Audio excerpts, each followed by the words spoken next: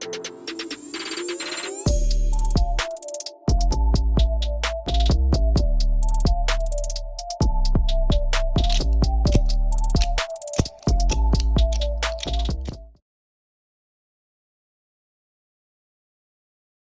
guys, Kev here, and I have a full review to do for you of the Spyderco Paysan.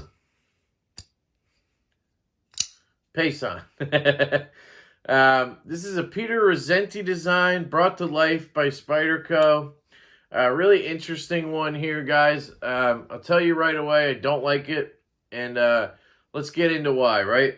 I have my Dock Street Bohemian Pilsner. I have my On the Edge mug that Kyle and I got made. You can purchase these. I do like to mention there's a little issue with the tip of the Malibu, but we are selling them for 20 bucks with a keychain, a pin, some stickers, and some love, guys, some love. So the Spyderco Paysan. This knife was graciously loaned in by my good buddy Doug, Sharp_Marbles on Instagram. You guys have seen that and heard that name many times from me because he's loaned me an ass ton of knives. And we've traded knives. I've bought knives off him. And he's just a good friend at this point. So I do want to get these reviews wrapped up for him because I've had his knives for quite a while. So aesthetically, the Spyderco Paysan is interesting. It's an integral, so that's one thing to note. It's a Peter Rossetti design, so you get an integral. It has this sheep's footy type blade. He has a really good edge on here. He probably put that on himself. It has this interesting little kind of swoop in the blade here down to that tip that goes down and has a very nice point on it for a sheep's foot. Back into this ramp, up through this jimping, straight and down into more jimping back here, and that swoops under this thin ass handle, which is wide open, and you have a swell for your handles here, a little mini swell right here, and that goes up into the belly of the blade, which kind of is a slight belly all the way up back to that sheep's footy tip we talked about. And obviously you have a hole for deployment, which is enormous in my opinion. I don't know if that's standard Spyderco. You'll see here it says Spyderco, and the blade steel, which is CPM S90F. Very good steel, great edge retention. I believe it's very stainless, but not very tough, if I got that right. It's not used too commonly anymore. Taichung, Taiwan factory. I shouldn't say anymore, say in general, it's not used that much. I just can't remember if it's the one that's not very corrosion resistant, but I'm pretty sure it's corrosion resistant and just not strong, like it chips easy. Then there's CPM 110, 110V, right? They use on a few models, which I guess is similar, really good edge retention. I don't know. Who cares? Anyway, it can chip, I think, and it's pretty stainless. But basically, it has really good edge retention. That's the point, okay? You can always look that up. Check out Steel Knife Nerds or whatever it is. Very, very informative when it comes to that stuff. So, aesthetically, the reason I don't like this knife is I kind of like the blade shape, right? I love it's kind of bird-shaped and everything, which a lot of Spydercos are because of that hole, basically. Some may say it looks like a fish. I don't know. But it's the handle, guys. It's so thin, which aesthetically does not look good to me. And I'm just not a big fan, ergonomically, of a knife that's thicker here than it is here.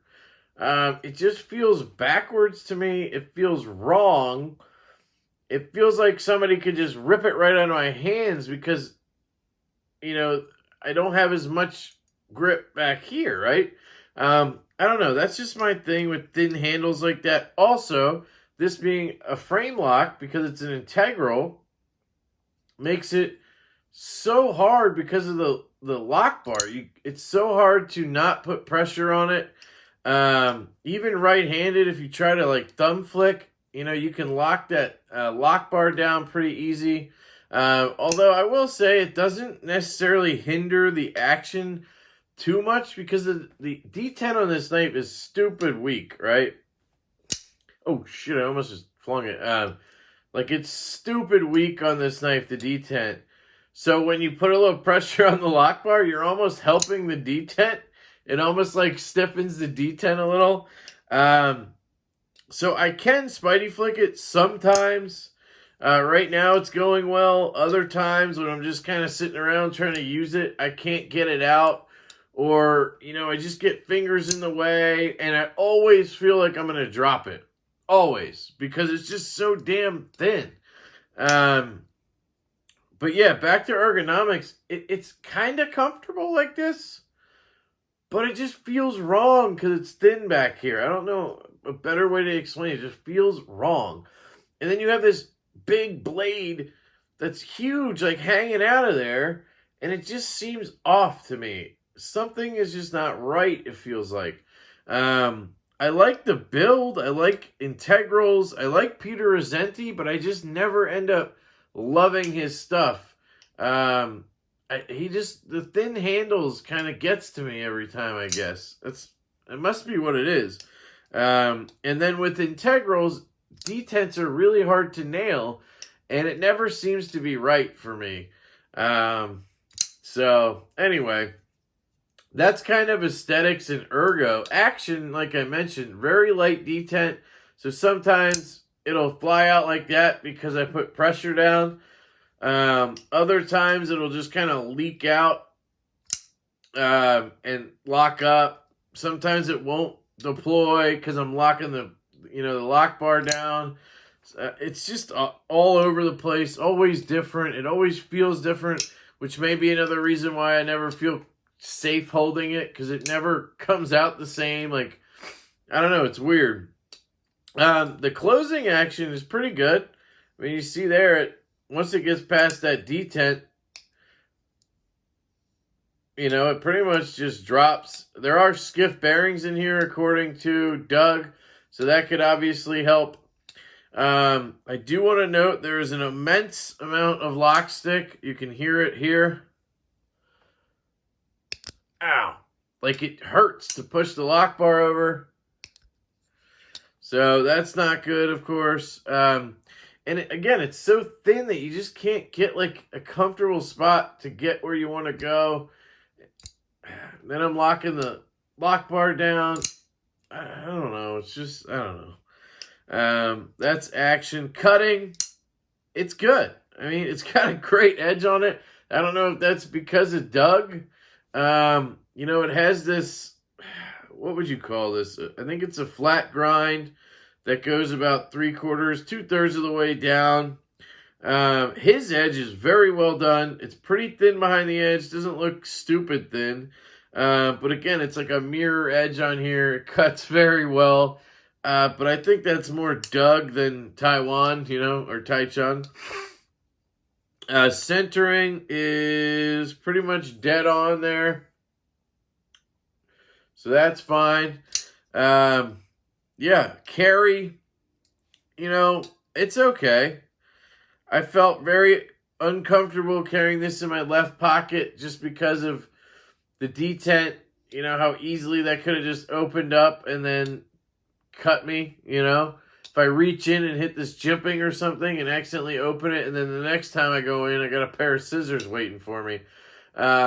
It's pretty deep carry with this clip on, obviously. There's nothing sticking out. With the regular clip, I'm not sure. I'm guessing you'd have like that much. So not bad. It's obviously tip up, right hand only. So no lefty love. It has this really triangular, butt here that I don't like, which has this lanyard attachment kind of point on it, which I think was like an afterthought. The tip is almost like inside of there. I don't know. I just don't like that at all. Yeah. it's just not my favorite knife, guys. I'm not in love with it. I'm not really impressed with it either. I heard so many good things. And as soon as I got it in hand, I was like, I don't know. It's not... Oh, shit. I definitely just dropped it and flung it. Sorry, Doug. Oh, shit. I think we're good. I think we are good. I think I might have chipped the edge, bro. I'm sorry, man. It hit my tripod like dead on. Shit. Oh, fuck. I'll talk to Doug about it. I don't know. I think it might be fine. Might just be some material. But I'm guessing that was me. So sorry, man. It's so hard to hold on to this thing.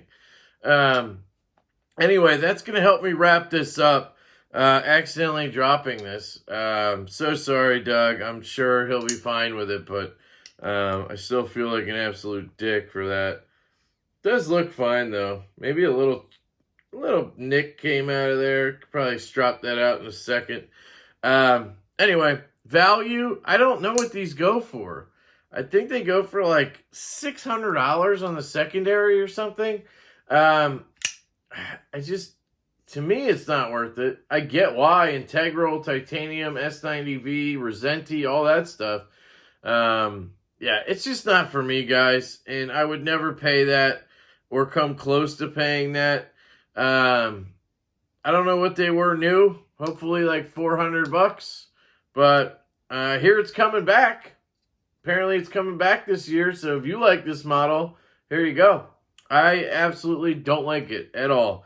So I don't recommend it to righties. And I don't recommend it to lefties. I mean, unless you just love skinny-ass integrals and you're an absolute fan of Rosenti, then yeah, of course, go get yourself one. But I just think the quality and everything, material-wise is there, but just overall, design-wise, fit and finish-wise, it's just not there for me. So this has been the Spyderco Paysan. I absolutely love you guys. I hope you have a fantastic day, and I will catch you later. Sorry, Doug.